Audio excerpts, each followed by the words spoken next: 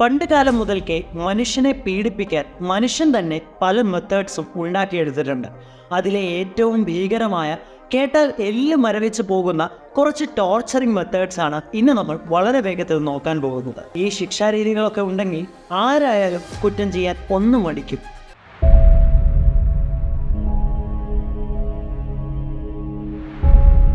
ആദ്യം നമ്മൾ നോക്കാൻ പോകുന്നത് കമ്പാരിറ്റീവ്ലി ക്രൂരത കുറഞ്ഞ ഒരു ക്വസ്റ്റ്യനിങ് രീതിയാണ്. ഹെററ്റിക്സ് ഫോക്ക് എന്നാണ് ഈ മെത്തേഡിൻ്റെ പേര്. രണ്ടു വശത്തും മൂർച്ചയേറിയ മെറ്റൽ പോലെയുള്ള ഒരു കോളറാണിത്.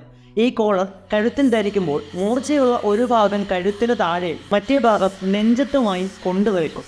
ഇത് കാരണം അത് ധരിച്ചിരിക്കുന്ന ആൾക്ക് തല താഴ്ത്താതെ പൊക്കിപ്പിടിച്ച് നിൽക്കേണ്ടി വരും. ഒരു പരിധിയിൽ കൂടുതൽ അങ്ങനെ നിൽക്കാൻ നമുക്ക് സാധിക്കില്ല. ഉറക്കമില്ലാതെ അങ്ങനെ പൊക്കി പിടിച്ച് നിൽക്കുമ്പോൾ അവരോട് ചോദിക്കാനുള്ള ചോദ്യങ്ങൾ ചോദിക്കുകയും പറഞ്ഞില്ലെങ്കിൽ പതിയെ ആ മൂർച്ചയേറിയ ഭാഗം തലയുടെ വെയിറ്റ് കാരണം ആഴ്ന്നിറങ്ങുകയും ചെയ്യും. അടുത്തത് സ്ത്രീകൾക്ക് വേണ്ടി സ്പെസിഫിക്കലി ഉണ്ടായിരുന്ന ഒരു ടോർച്ചറിങ് രീതിയാണ്. സ്കോൾസ് ബ്രിഡിൽ എന്നാണ് ഇതിൻ്റെ പേര്. ഇതിൽ തലയ്ക്ക് ചുറ്റും ഒരു മെറ്റൽ ഫ്രെയിം ധരിക്കുന്നു. അതിൽ ആണികളോട് കൂടിയൊരു ഭാഗം വായുടെ ഭാഗത്തായിട്ടുണ്ടായിരിക്കും. അത് വായിലേക്ക് തിരികെ വെക്കുന്നു. അവർ സംസാരിക്കുകയാണെങ്കിൽ ഈ നാക്കിലേക്ക് ആണികൾ തുളച്ച് കയറും.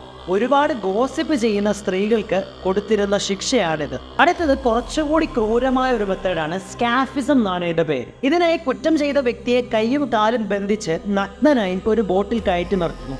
എന്നിട്ട് അവരുടെ ദേഹത്തേക്ക് പ്രാണികളെ ആകർഷിക്കാൻ തേനും പാലും ഒക്കെ ഒഴിച്ചു മൂടുന്നു. ഇതേ സമയം തന്നെ ഈ മിശ്രിതം അവരെ കൊണ്ട് കണ്ടിന്യൂസ്ലി കുടിപ്പിക്കുകയും ചെയ്യുന്നു.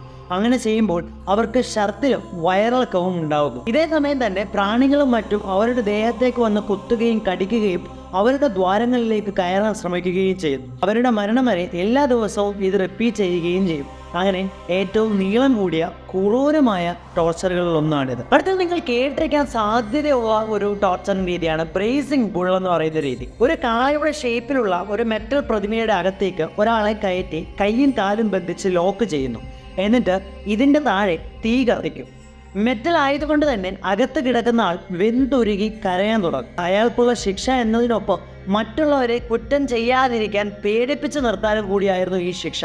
ഇതിൽ 2 ദ്വാരങ്ങളിട്ട് അയാളുടെ നിലവിളി കാളയുടെ തലയിൽ കൂടി പുറത്തേക്ക് കേൾക്കാനും സാധിക്കുമായിരുന്നു. അടുത്തത് ബ്രേക്കിംഗ് വീൽ എന്ന് പറയുന്ന ഒരു മെത്തേഡാണ്. ഈ മെത്തേഡിൽ ശിക്ഷിക്കപ്പെടേണ്ട ആളെ ഒരു വലിയ ചക്രത്തിൽ കെട്ടിയിട്ട് അവരുടെ കൈയും കാലും എല്ലുകളും തല്ലി ഒടിച്ച് ആ ചക്രം ഉയരത്തിൽ കുത്തി നിർത്തുകയാണ് ചെയ്യുന്നത്. അങ്ങനെ അവിടെ കിടന്ന കാലാവസ്ഥയും കഴുകന്മാരും ചേർന്ന് അയാളെ പതിയെ കൊല്ലുന്നു. ചോക്ക് പിയർ ആണ് അടുത്ത മെത്തേഡ്. നമുക്ക് ആലോചിക്കാൻ പോലും പറ്റാത്തൊരു മെത്തേഡാണ്. പിയർ ഷേപ്പിലുള്ള ഈ ആയുധം ഒരാളുടെ വായിൽ കൂടിയോ മലദ്വാരത്തിൽ കൂടിയോ കുത്തിയിറക്കുന്നു.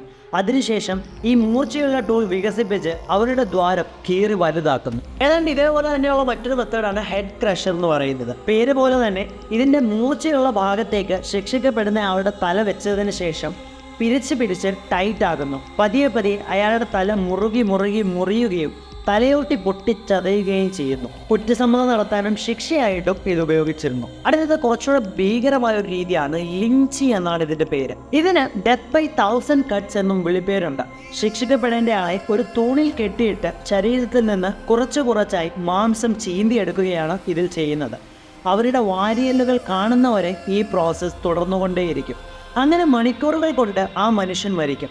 മാക്സിമം വേദന, മാക്സിമം സഫറിങ് അനുഭവിപ്പിക്കുക എന്നായിരുന്നു ഇതിൻ്റെ ലക്ഷ്യം. റാക്കാണ് അടുത്ത മെത്തേഡ്. പുറമേ നിന്ന് കാണുമ്പോൾ അധികം ഗോറായിട്ടും അധികം രക്തമൊന്നും നമുക്ക് കാണാൻ സാധിക്കത്തില്ലെങ്കിലും അങ്ങേയറ്റം വേദന അനുഭവിപ്പിക്കുന്ന ഒരു രീതിയായിരുന്നു അത്. ഒരു തടിക്കട്ടിൽ കുറ്റം ചെയ്തയാളെ കിടത്തി ഓപ്പോസിറ്റ് ഡയറക്ഷനിലേക്ക് കൈയും കാലും കപ്പികൾ ഉപയോഗിച്ച് വലിച്ചു മുറുക്കുന്നതായിരുന്നു ഈ രീതി. ഇത് ചെയ്യുമ്പോൾ അവരുടെ എല്ലുകൾ ഡിസ്ലൊക്കേറ്റ് ആയി പോവുകയും ലിഗമെന്റുകൾ മുറിഞ്ഞു പോവുകയും ചെയ്യും. വിവരങ്ങൾ ശേഖരിക്കാനായിട്ടാണ് ഇത് പ്രധാനമായും ഉപയോഗിച്ചിരുന്നത്. ഇതിനോട് സിമിലർ ആയിട്ടുള്ള മറ്റൊരു മെത്തേഡാണ് അടുത്തത്. സ്ട്രാപ്പ് ഡൗൺ ആണ് ഇതിന്റെ പേര്. പ്രതിയെ കൈകൾ പുറകിലേക്കാക്കി ഒരു തൂണിൽ തൂക്കിയിടുന്നതായിരുന്നു ഇതിന്റെ രീതി. ഇതിന്റെയും ഫലം ഡിസ്ലൊക്കേറ്റഡ് ആയിട്ടുള്ള ഷോൾഡേഴ്സ് ആയിരുന്നു.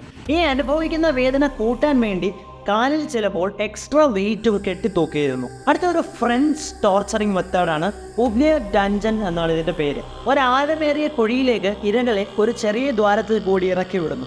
ഭക്ഷണവും വെള്ളവും കൊടുക്കാതെ അവിടെ കിടന്ന് അയാൾ മരിക്കുന്നു. ഇതാണ് ഈ രീതി. ഈ മെത്തേഡിന് ഈ പേര് കിട്ടിയത് തന്നെ ഫ്രഞ്ച് വാക്കായ ഉബ്ലിയറിൽ നിന്നാണ്. അതിൻ്റെ അർത്ഥം മറന്നു കളയുക, ടു ഫോർഗെറ്റ് എന്നുള്ളതാണ്. ഇതാസ് ചെയർ ആണ് അടുത്ത മെത്തേഡ്. ജീവനോടെ ഒരു മനുഷ്യനെ ബെൽറ്റ് ഇടിപ്പിച്ച് നഗ്നനായി ഈ പിരമിഡ് ഷേപ്ഡ് മൂർച്ചയുള്ള കസേരയിലേക്ക് ഇരുത്തുന്നു. മൂർച്ചയേറിയ ആ മുന അവരുടെ മലദ്വാരത്തിലായാണ് വെക്കുക. മറ്റു ചില മെത്തേഡ്സ് പോലെ ഇതിനും കാലിൽ ഭാരം കെട്ടിത്തൂക്കി അവരെ അതിലേക്ക് ആഴ്ത്തി ഇറക്കുന്നു. അയൺ മെയ്ഡിനാണ് അടുത്ത പീഡനമുറ. ഒരു ഉയർന്ന ശവപ്പെട്ടി പോലെയുള്ള ഒരു ചേംബറിലേക്ക് ആളുകളെ കയറ്റി നിർത്തുന്നു. എന്നിട്ട് അതിൻ്റെ ആണികളുള്ള വാതിലുകൾ ആഞ്ഞടയ്ക്കുന്നു. പുറകിലും മുന്നിലും കൂടി ആണി തുളച്ചു കയറി ആ വ്യക്തി മരിച്ചു പോകുന്നു എന്നതാണ് ഇതിൻ്റെ രീതി. Spanish water torture, white room torture പോലെ മറ്റനേകം രീതിയിലുള്ള പീഡനമുറകളുണ്ട്. കുറച്ച് ക്രൂരമായിട്ടുള്ള പ്രധാനപ്പെട്ടവ ഇവിടെ പറഞ്ഞു എന്ന് മാത്രം. ഏതായാലും ഇതൊന്നും തന്നെ സിവിലൈസ്ഡ് ആയിട്ടുള്ള ഒരു സൊസൈറ്റിക്ക്, ഒരു സമൂഹത്തിന് ചേർന്ന ഒരു കാര്യമല്ല. അതുകൊണ്ട് തന്നെ ഇനി ഇതൊന്നും വരാനും സാധ്യതയില്ല. പക്ഷേ ഇതൊക്കെ ഉണ്ടെങ്കിൽ ആരായാലും കുറ്റം ചെയ്യാനായിട്ടൊന്നും മടിക്കുക തന്നെ ചെയ്യും. അപ്പോൾ ഏതായാലും വീഡിയോ ഇഷ്ടപ്പെട്ടു എന്നുണ്ടെങ്കിൽ ഒന്ന് ലൈക്ക് ചെയ്യുക, ഇൻഫോർമേറ്റീവ് ആയിട്ടുണ്ടെങ്കിൽ ഒന്ന് ലൈക്ക് ചെയ്യുക, അഭിപ്രായങ്ങൾ കമൻറ്റ് ചെയ്യുക, ചാനൽ ഒന്ന് കയറി നോക്കുക, ഇഷ്ടപ്പെടുകയാണെങ്കിൽ ഒന്ന് സബ്സ്ക്രൈബ് ചെയ്യുക. Stay curious.